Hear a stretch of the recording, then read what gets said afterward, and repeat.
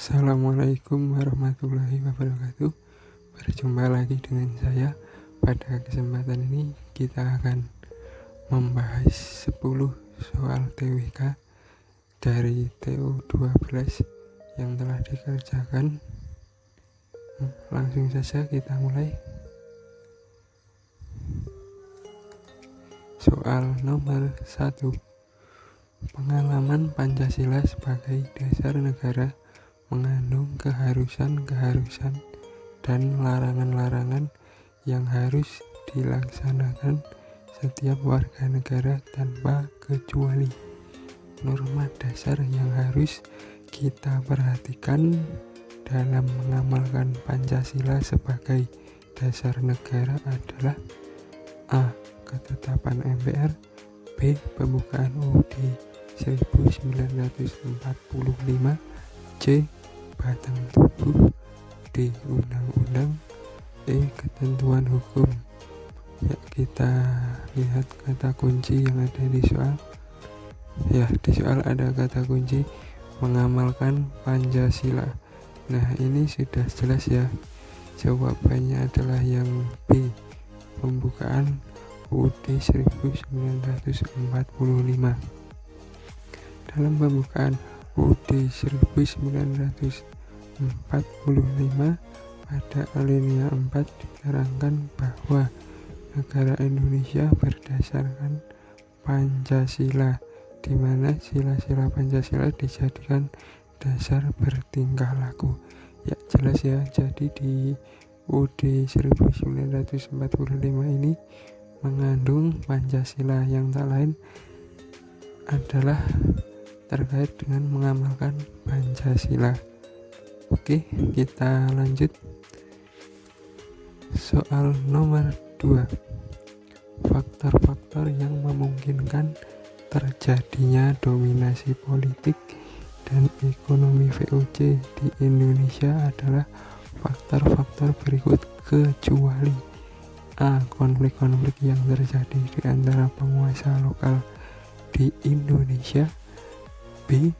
Strategi dagang Belanda yang lebih unggul dari pedagang lokal, C. Terjadinya kerjasama antara Belanda dengan penguasa lokal, D. Simpati pedagang lokal terhadap Belanda, E. Kebodohan dagang Indonesia. Nah, di soal ini adalah ada kecuali ya. Jadi jawabannya adalah yang A. Konflik-konflik yang terjadi di antara penguasa lokal di Indonesia pada masa itu lebih bersifat feodal sehingga tidak terjadi perebutan sumber ekonomi apapun. Oke, lanjut ya. Soal nomor 3. Akibat adanya perbedaan pedoman penentuan kewarganegaraan oleh masing-masing negara, maka seorang dapat menjadi. Nah, jadi ada dua perbedaan warga negara ya. Yang A ada ius soli, ius sanguinis, B ius constituendum, C patrida dan bipatrida, D ius constitutum, E ius poenale. Nah, jadi di sini ada dua macam kewarganegaraan. Nah, di soal nomor 3 ini jawaban yang paling tepat adalah yang C.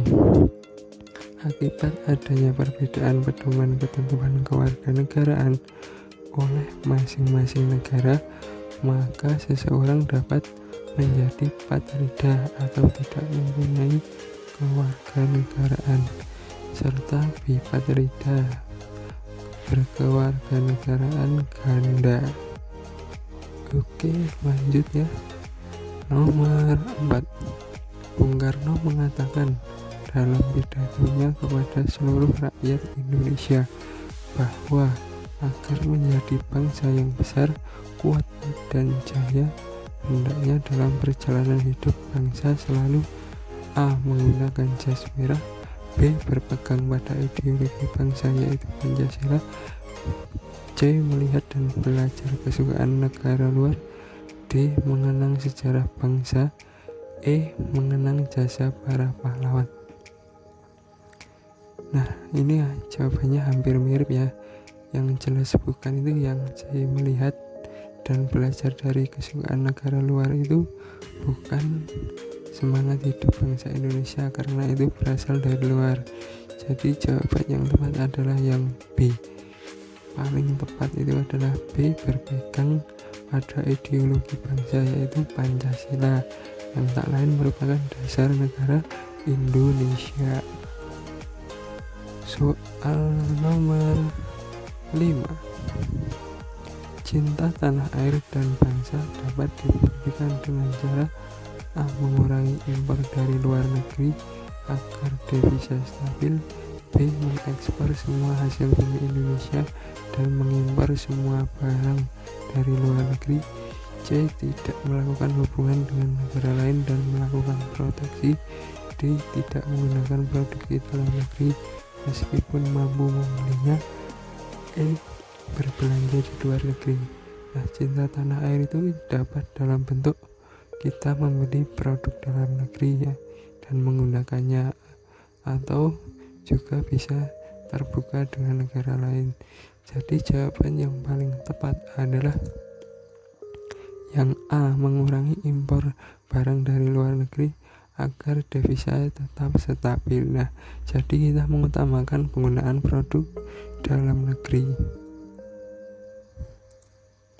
Soal selanjutnya, soal nomor 6.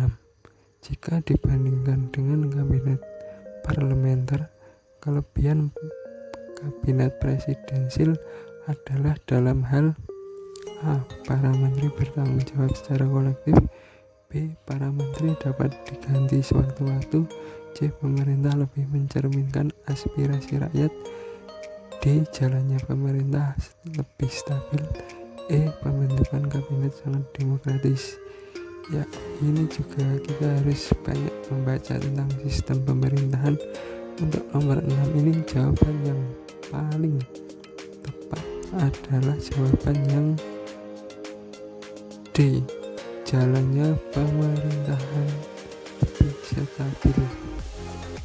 Nah, jadi kabinet presidensil ini terpusat pada satu pemimpin, yaitu presiden yang menjadi kepala negara sekaligus kepala pemerintahan. Jadi pemerintahan akan stabil karena terpusat pada satu jabatan pimpinan.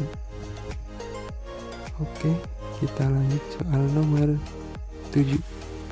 Hubungan antara Pancasila dengan proklamasi kemerdekaan adalah A. Teks proklamasi dirumuskan bersama dengan Pancasila, B. Pancasila menjadi dasar teks proklamasi, C. Proklamasi kemerdekaan menjadi dasar berlakunya Pancasila, D. Nilai yang terkandung dalam Pancasila dan proklamasi kemerdekaan sama, E. Pancasila memberi motivasi perjuangan kemerdekaan. Nah, jawaban yang paling tepat adalah yang D. Nilai yang terkandung dalam Pancasila dan proklamasi kemerdekaan itu sama. Nah, jadi dalam Pancasila dan proklamasi itu sama-sama mengandung cita-cita bangsa Indonesia untuk merdeka. Oke ya, kita lanjut. Nomor 8. Bangkitnya nasionalisme didorong oleh faktor dalam atau internal maupun faktor luar atau eksternal.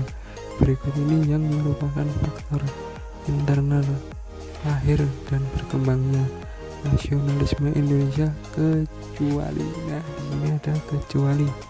Yang A. Kesadaran untuk bersatu sebagai satu bangsa, yakni bangsa Indonesia, B. Kejayaan bangsa Indonesia sebelum kedatangan bangsa Barat, C. Penderitaan rakyat akibat politik drainage, D. Adanya diskriminasi rasial, E. Munculnya golongan terpelajar.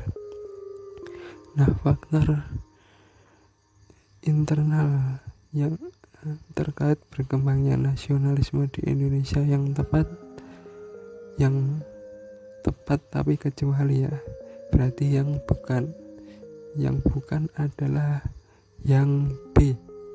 Kejayaan bangsa Indonesia sebelum kedatangan bangsa Barat. Nah, nasionalisme ini tidak terikat dari kejayaan, karena kalau kejayaan itu berarti bahasa Indonesia itu sudah makmur dan sukses ya. Jadi tidak mendorong adanya nasionalisme. Lanjut, nomor 9. Sumpah Pemuda dianggap sebagai titik awal perjuangan nasionalisme di Indonesia. Sumpah Pemuda merupakan kesepakatan Kongres Pemuda II yang dipimpin oleh A. Insinyur Soekarno, B. Ki Hajar Dewantara, C. W. R. Supratman, D. Muhammad Yamin, dan E. Sugondo Joyopuspito. Nah, ini kita juga harus banyak membaca tentang sejarah. Untuk nomor 9, jawaban yang paling tepat adalah yang E. Sugondo Joyopuspito.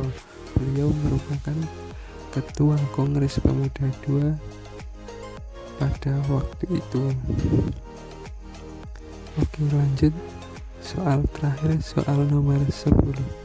Rancangan Lambang Negara karya Sultan Hamid II akhirnya disetujui oleh Presiden Soekarno pada tanggal 10 Februari 1950 dan diresmikan pemakaiannya dalam A. Konferensi Asia Afrika, B. Sidang BPUPKI, C. Sidang PBB, D. Konferensi Meja Bundar, E. Sidang Kabinet RIS. Jawaban yang paling tepat adalah E. Sidang Kabinet RIS, karena pada tahun 1950 ini Indonesia masih menganut sistem konstitusi RIS ya.